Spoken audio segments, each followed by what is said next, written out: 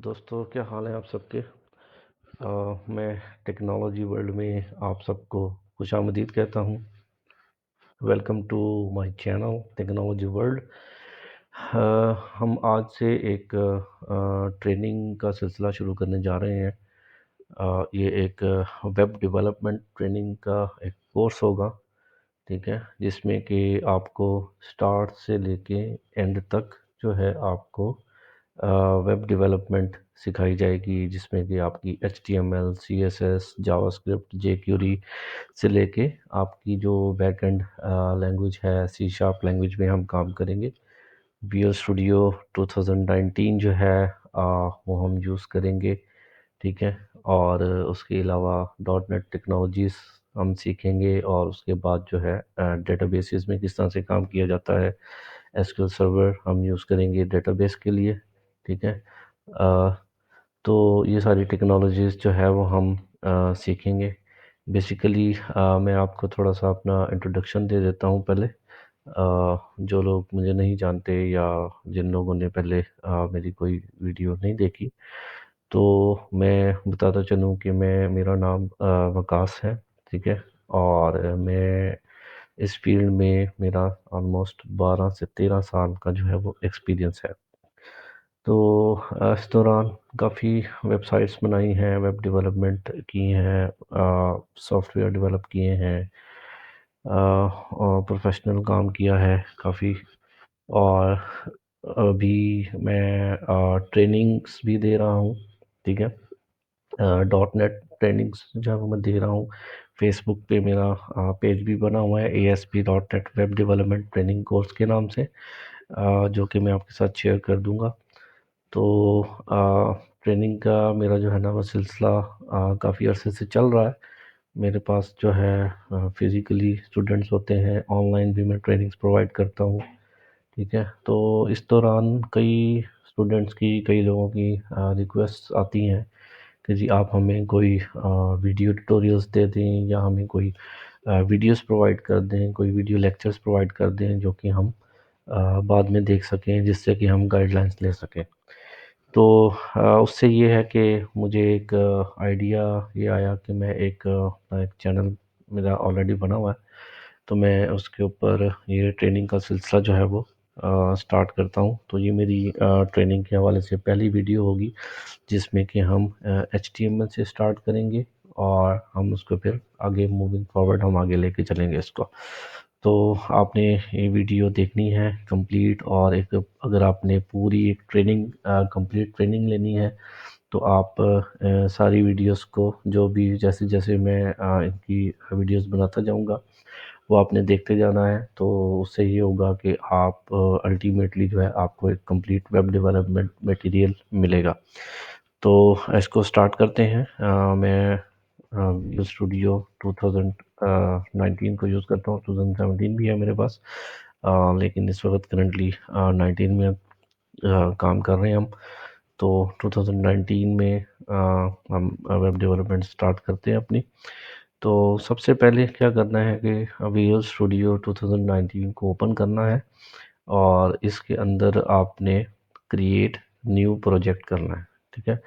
New project आप create करेंगे, तो इसके अंदर आपके पास काफ़ी सारी ऑप्शंस आ जाएंगी। आपको मैं ये बताता चलूँ कि जो डॉट नेट फ्रेमवर्क होता है, बेसिकली एक फ्रेमवर्क है जो कि आपको built in classes, built in function, built in आपको मटेरियल प्रोवाइड करता है आपकी प्रोग्रामिंग को इजी करने के लिए, ठीक है। इसके अंदर मल्टीपल लैंग्वेजेस की सपोर्ट होती है, जिसमें कि आप के पास C# भी अवेलेबल है, विजुअल बेसिक भी अवेलेबल है, F# हो गई, डिफरेंट किस्म की लैंग्वेजेस, डिफरेंट फ्रेमवर्क्स इनके इसके अंदर जो है वो मौजूद हैं, ठीक है। तो हम जो है बेसिकली C# लैंग्वेज यूज़ करेंगे, ठीक है। जिन लोगों का बैकग्राउंड सी लैंग्वेज में है, जो लोग सी लैंग्वेज ऑलरेडी पढ़ चुके हैं, तो उनके लिए C# लैंग्वेज में काम करना मुश्किल नहीं होता, ठीक है। ये एज ए बैकएंड लैंग्वेज के तौर पे हम यूज़ करते हैं C# लैंग्वेज, ठीक है। अब यहाँ पे आपके पास C# आप यहाँ पे फ़िल्टर करेंगे, तो आपके पास डिफरेंट ऑप्शंस आ जाएंगी। C# में जितनी भी मतलब है कि ऑप्शन है वो आपके पास यहाँ पे आ जाएगी। अब इसमें हम ये करेंगे कि हमने क्या करना है कि हमने वेब एप्लीकेशन डेवलपमेंट करनी है और वेब ऐप में काम करना है। तो हम वेब एप्लीकेशन की ऑप्शन जो हम सिलेक्ट करेंगे सी शार्प लैंग्वेज के साथ और इसको हम नेक्स्ट कर देंगे। यहाँ पे वो आपके पास ऑप्शन आएगी कि प्रोजेक्ट का नेम आपने देना है, तो आप कोई भी नेम जो भी आपकी एप्लीकेशन होगी, वेबसाइट होगी, आपने उसका नाम रख देना है। तो मैं इसका जो है टेस्ट एप्लीकेशन के लिए अभी टेस्ट एप्लीकेशन इसका नाम रखता हूँ, क्योंकि हम इसको टेस्टिंग के तौर पे अभी बना रहे हैं, लर्निंग के लिए बना रहे हैं। ठीक है, तो मैं इसका नाम टेस्ट एप्लीकेशन मैंने रखा। और आप जहाँ पे लोकेशन सेलेक्ट करेंगे, जिस लोकेशन पे आपने अपना प्रोजेक्ट सेव करना है, तो मेरे पास यहाँ पे प्रोजेक्ट्स का एक फ़ोल्डर है जिसमें कि मैं इसको सेव करने जा रहा हूँ। फ़ोल्डर में सेलेक्ट करता हूँ, यहाँ पे पाथ आ जाएगा। अब आपने यहाँ पे नीचे देखेंगे फ्रेमवर्क आ रहा है। बेसिकली इस वक्त हमारे पास जो लेटेस्ट फ्रेमवर्क है डॉट नेट का 2019 के अंदर 4.7.2 है। ठीक है, इसमें ओल्डर वर्जन्स ऑफ फ्रेमवर्क भी मौजूद है, जो कि आप सिलेक्ट कर मतलब है कि पुराने फ्रेमवर्क में अगर किसी ने काम करना है तो वो भी इसको सिलेक्ट कर सकता है, लेकिन हमने लेटेस्ट ही सिलेक्ट करना है, क्योंकि लेटेस्ट फ्रेमवर्क के अंदर हमारे पास जो लेटेस्ट मेथड्स होते हैं, लेटेस्ट क्लासेस जो डॉट नेट ने हमें फ्रेमवर्क में प्रोवाइड की होती हैं, वो सारी हमारे पास इसमें अवेलेबल होती हैं। ठीक है, तो यहाँ पे एक ऑप्शन है कि place solution and project in the same directory. इसका मतलब ये है कि वो एक सॉल्यूशन फाइल बनाता है। जब आप एक प्रोजेक्ट क्रिएट करते हैं तो उसकी एक सॉल्यूशन फाइल बनती है, वो उसके लिए वो एक अलग से फ़ोल्डर बनाता है, जिसमें कि जो सॉल्यूशन फाइल अलग फ़ोल्डर में होता है और जो बाकी जो फाइल्स हैं वो दूसरी डायरेक्टरी में होती हैं। तो इसमें ये करता है कि ये सॉल्यूशन फाइल और आपकी जो प्रोजेक्ट की जो कंप्लीट फाइल्स है वो एक ही फ़ोल्डर में रखता है। तो हम इसको ऑप्शन को सिलेक्ट करते हैं और इसको क्रिएट करते हैं। ठीक है, अब यहाँ पे आप देखेंगे आपके पास मल्टीपल ऑप्शंस आ रही हैं।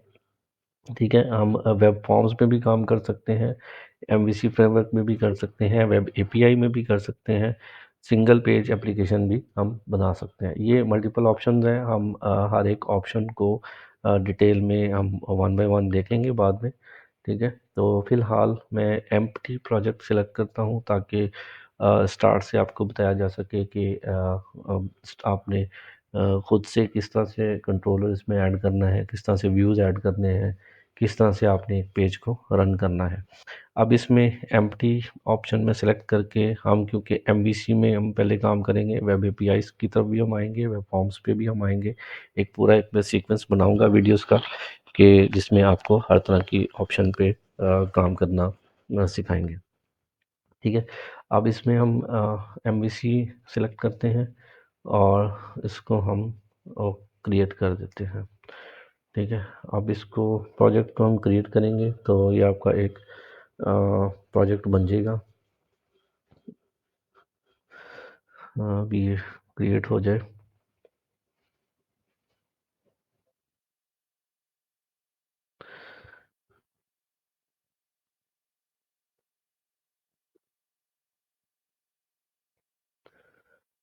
तो यहाँ पे आप देखें कि मैंने एक प्रोजेक्ट क्रिएट किया है। ठीक है, अब जो लोग बिल्कुल बेसिक से वेब डेवलपमेंट सीखना चाह रहे हैं, जिनके पास अभी मतलब है कि बिल्कुल नॉलेज नहीं है एचटीएमएल का, सीएसएस का, जावास्क्रिप्ट का, तो उनके लिए एक अच्छी अपॉर्चुनिटी है कि वो यहाँ से काफ़ी कुछ सीख सकते हैं। ठीक है, तो मैं सबसे पहले आपको एक इसका थोड़ा-सा ओवरव्यू देता हूँ कि जो एमवीसी फ्रेमवर्क है, जिसमें अभी हम काम करने लगे हैं, ठीक है? ये वेब डेवलपमेंट के लिए आप यूज़ कर रहे हो, और इसका जो फ्रेमवर्क का मतलब है, एमवीसी का मतलब है कि मॉडल व्यू एंड कंट्रोलर। ठीक है? अब आपका जो भी आपकी जो वेबसाइट्स होती हैं, वो 2 किस्म की होती हैं। एक आपकी स्टैटिक वेबसाइट होती है, एक आपकी डायनामिक वेबसाइट होती है। जो आपकी स्टैटिक वेबसाइट होती है, उसमें आपका जो कंटेंट होता है, वो स्टैटिक होता है। मीन्स के कोई भी आपने उसके ऊपर मतलब है कि जो आपका जो वेबसाइट के ऊपर जो इन्फॉर्मेशन आप डिस्प्ले करते हो, फॉर एग्ज़ाम्पल आपकी कोई बिज़नेस वेबसाइट है जिसके ऊपर आपने एक होम का पेज दिया हुआ है, कॉन्टैक्ट अस का पेज दिया हुआ है, अबाउट का पेज दिया हुआ है, डिफरेंट किस्म के पेजेस दिए हुए हैं, और उसके ऊपर जो आपका टेक्स्ट नज़र आ रहा है वो स्टैटिक है, वो आपने खुद से वहाँ पे मतलब है कि हार्ड कोड किया होता है, लिखा हुआ होता है टेक्स्ट, जो कि डीबी से नहीं आ रहा होता, किसी भी और प्लेस से नहीं आ रहा होता, बैकएंड से नहीं आ रहा होता, उसमें बैकएंड इन्वॉल्व नहीं होता। ठीक है, तो वो आपकी स्टैटिक वेबसाइट्स होती हैं। जो आपकी डायनामिक वेबसाइट्स होती हैं या डायनामिक वेब एप्लीकेशंस होती हैं, डेटा ड्रिवन वेब एप्लीकेशंस होती हैं, उसमें आपकी बैकएंड लैंग्वेज इन्वॉल्व होती है, आपका डेटाबेस इन्वॉल्व होता है। ठीक है, तो उस केस में जो है ना आपका जो आपके मॉडल्स हैं और जो आपके कंट्रोलर्स हैं, व्यूज़ हैं, वो मिलके जो है ना वो आपका एक डेटा ड्रिवन वेबसाइट आपकी बनाते हैं। ठीक है, तो जो मॉडल व्यू कंट्रोलर है उसमें जो सबसे पहला जो आपका आता है उसमें वो आता है कंट्रोलर। जो आपकी एमवीसी बेस्ड एप्लीकेशंस होती हैं उसमें आपके कंट्रोलर का होना ज़रूरी है। ठीक है, कंट्रोलर के बगैर आपकी जो एप्लीकेशन है वो रन नहीं होगी। ठीक है, इसमें आपने सबसे पहले क्या करना है कि आपने एक कंट्रोलर ऐड करना है। ठीक है, हम हर चीज़ हम एम्प्टी लेके चलेंगे ताकि आपको पता हो कि आपने खुद से किस तरह से कंट्रोलर ऐड करना है और किस तरह से आपने खुद से काम करना है। ठीक है, अदरवाइज़ इसमें और ऑप्शंस भी होती हैं कि आप controller with read write actions भी डाल सकते हो। ठीक है, और controller with views using entity framework वो भी आप डाल सकते हो। तो उससे ये होता है कि ये आपके कंट्रोलर के अंदर जो एक्शंस हैं वो खुद से डाल देता है, और उसका व्यू भी जो है वो खुद से बना देता है। तो उसमें आप समझ लें एक ये इसको स्कैफोल्डिंग बोलते हैं, एक कंप्लीट आपका जो है ना एक वेब पेज आपको विद रीड राइट एक्शंस और विद आपका व्यू जो है ये आपको क्रिएट करके दे देता है। ठीक है, आपको खुद से ये सारे एक्शंस नहीं लिखने पड़ते। तो मैं इसमें एम्प्टी कंट्रोलर ले रहा हूँ ताकि आपको पता हो कि आपने खुद से इसके अंदर एक्शंस किस तरह से डालने हैं। ठीक है, हम कंट्रोलर ऐड करते हैं। यहाँ पे कंट्रोलर का नाम देना है, हम इसको होम कंट्रोलर बोलते हैं। ठीक है, इसमें आप देखें कि जो कंट्रोलर का जो पार्ट है उसको आपने चेंज नहीं करना। ठीक है, जो इसका नेम है सिर्फ वो आपने चेंज करना है। इसका नेम आपने होम रखा है तो जस्ट उसका नेम आप चेंज करोगे। ठीक है, कंट्रोलर का कीवर्ड जो है ये कीवर्ड है, इसको आपने चेंज नहीं करना, आप इसको ऐड कर दें। जैसे ही आपने कंट्रोलर ऐड किया, ठीक है, तो ये एक कंट्रोलर कंट्रोलर बेसिकली एक क्लास है। ठीक है, डॉट नेट फ्रेमवर्क है, मैंने आपको पहले बताया कि डॉट नेट फ्रेमवर्क है, इसके अंदर बिल्ट इन क्लासेस होती हैं। ठीक है, बिल्ट इन फंक्शंस भी होते हैं। तो ये पूरा कंप्लीट एक फ्रेमवर्क होता है। तो इसमें बेसिकली एक क्लास है कंट्रोलर। ठीक है, और ये आपने होम कंट्रोलर आपने ऐड किया है और इसके अंदर उसने एक एक्शन रिज़ल्ट डाल दिया है इंडेक्स के नाम से। ठीक है, एक्शन रिज़ल्ट बेसिकली एक मेथड है जो कि आपका व्यू रिटर्न करता है। ठीक है, तो जैसे ही आप अपनी एप्लीकेशन को रन करेंगे तो आपने जो भी डिफ़ॉल्ट कंट्रोलर सेट किया हुआ है कॉन्फ़िगरेशन के अंदर ग्लोबल फ़ाइल के अंदर, वो मैं आपको बाद में बताऊँगा कि इसका जो राउट है वो किस तरह से सेट होता है। ठीक है, तो बेसिकली जो डिफ़ॉल्ट राउट होता है वो इसका होम कंट्रोलर होता है जो कि होम को ये चलाता है। अब जब आपका होम कंट्रोलर चलेगा तो वो क्या करेगा कि आपका सबसे पहले इंडेक्स का एक्शन रिज़ल्ट कॉल करेगा। ठीक है, और उसके साथ ये एक व्यू रिटर्न कर देगा। व्यू बेसिकली क्या है, जो कि आपका फ्रंट एंड पेज होगा जो कि ब्राउज़र पे जिसने रन होना है, जिसके अंदर आपकी बेसिकली एचटीएमएल, सीएसएस और जावास्क्रिप्ट जिस जो मैंने आपको बताया कि हम वो उसको यूज़ करेंगे, तो वो आप व्यू के अंदर लिख सकते हो। ठीक है, तो बेसिकली एक वेब पेज को चलाने के लिए डॉट नेट के अंदर, विजुअल स्टूडियो के अंदर एक वेब पेज को चलाने के लिए आपको उसका कंट्रोलर ऐड करना और उसका एक्शन रिज़ल्ट ऐड करना ज़रूरी है। ठीक है, तो अब जाके अब यहाँ पे इसका व्यू आप ऐड करोगे, ऐड व्यू, और इसको ऐड कर दोगे। यहाँ पे अब क्या होगा कि सेम नेम से आपका जो है ना वो व्यू होना चाहिए। ठीक है, जिस नेम का आपका एक्शन रिज़ल्ट है उसी नेम का आपका व्यू होना चाहिए, ठीक है? वो जब आप इसे ऐड करोगे तो वो एक व्यू ऐड कर देगा। अब आप इसमें देखें कि उसने index.cshtml का एक व्यू ऐड किया, ठीक है? अब CSHTML एक व्यू ऐड कर दिया तो इसके अंदर बेसिकली अब आप कंप्लीट HTML लिखोगे, ठीक है? अब बेसिकली इस पेज को यूज़ करते हुए सबसे पहले हम HTML की लर्निंग करेंगे, ठीक है? और उसके बाद फिर हम CSS और jQuery की तरफ आएँगे।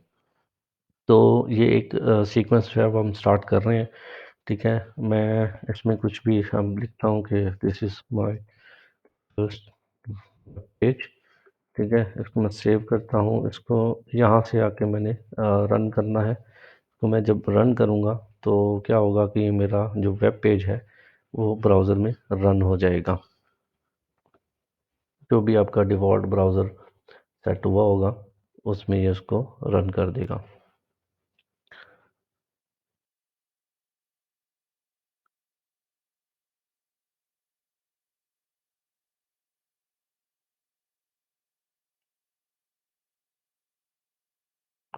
ये देखें पेज रन हो गया। मैंने इसके अंदर जो भी टेक्स्ट डाला था वो आपको वेब पेज के ऊपर यहाँ पे नज़र आ रहा है, ठीक है? अब आप यहाँ पे देखें कि होम एंड इंडेक्स जो उसका यूआरएल बना है वो बना है home and index. MVC based application जो होती हैं उसमें जो आपका वेब पे यूआरएल बनता है वो इसी तरह से बनता है कि सबसे पहले उसका कंट्रोलर का नेम, ये बेसिकली यहाँ से लेके यहाँ तक जो पार्ट है ये आपकी एप्लीकेशन जो वेबसाइट होती है ये उसका एड्रेस होता है। क्योंकि अब हम इसको लोकल पे चला रहे हैं यानी विजुअल स्टूडियो के अंदर इसको रन कर रहे हैं तो इसका अपना एक आईएएस सर्वर होता है, लोकल होस्ट जो जिसको बोलते हैं, ये उसके ऊपर जो है इसको चला रहा है, ठीक है? अभी इसका कोई वेब एड्रेस नहीं है, ठीक है? तो ये लोकल होस्ट इसका समझ लें कि आप वेब एड्रेस है और उसके आगे इसका कंट्रोलर का नेम है और ये उसका एक्शन रिज़ल्ट है इंडेक्स, ठीक है? और ये बाय डिफ़ॉल्ट जो है इसका इस तरह से यूआरएल बनता है। अब यहाँ पे एक और चीज़ है कि अगर आप इसको एक्शन रिज़ल्ट को यहाँ पे इंडेक्स को अगर आप नहीं भी एंटर करते तो फिर भी ये इसको वेब पेज को रन करेगा, क्योंकि जो आपका एक्शन रिज़ल्ट होता है ये इंडेक्स के नाम से ये किसी भी कंट्रोलर का डिफ़ॉल्ट एक्शन रिज़ल्ट होता है। मीनिंग दैट कि आपने ब्राउज़र में जो यूआरएल दिया है होम के नाम से तो वो ऑटोमेटिकली इंडेक्स को पिक कर लेगा, ठीक है? तो और उसके अलावा एक और चीज़ है कि अगर आप अ, अपने वेब एड्रेस में होम भी नहीं देते, ठीक है? तब भी वो आपका ये वाला होम वाला पेज ओपन करेगा, क्योंकि हमने डिफ़ॉल्ट में जो इसका राउट है वो हमने सेट किया हुआ है कि हमारी जो एप्लीकेशन का जो डिफ़ॉल्ट पेज है, जो डिफ़ॉल्ट पेज होता है जो सबसे पहले ब्राउज़र में ओपन होता है, ठीक है? तो वो जो है होम के नाम से है, तो इसलिए आपको यूआरएल में वो देने की ज़रूरत नहीं है। इसके अलावा जितने भी पेजेस हमारे बनेंगे, जो जितने भी हमारे लिंक्स बनेंगे, जिस पेज पे हम रीडर करेंगे उसके लिए जो है बेसिकली आपका एक यूआरएल बनेगा जो कि आपको इधर नज़र आ रहा होगा यूआरएल बार में, ठीक है? तो ये हमारा स्टार्ट है जिसमें मैंने आपको बताया कि किस तरह से हम एक वेब एप्लीकेशन अपनी क्रिएट कर सकते हैं, किस तरह से हम कंट्रोलर ऐड करते हैं, व्यू ऐड करते हैं, ठीक है? तो इंशाल्लाह अगली वीडियो में हम इसको कंटिन्यू करेंगे और जो हमारी जो है एचटीएमएल का सिलसिला जो है वो हम स्टार्ट करेंगे, जिसमें कि आपको एचटीएमएल के टैग्स के बारे में मैं बताऊंगा कि एचटीएमएल में कौन-कौन सी टैग्स होती हैं, एक वेब पेज हम किस तरह से बनाते हैं एचटीएमएल को यूज़ करते हुए, और मज़ीद फिर इसका सिलसिला हम आगे कंटिन्यू रखेंगे, ठीक है? तब तक के लिए इजाज़त। Thanks for watching the video, और आप मेरे पेज को लाज़मी सब्सक्राइब करें ताकि आपको आने वाली अगली वीडियोज़ मिलती रहें और आप एक कंप्लीट जो वेब डेवलपमेंट का प्रोसेस है वो आप वो लर्न कर सकें।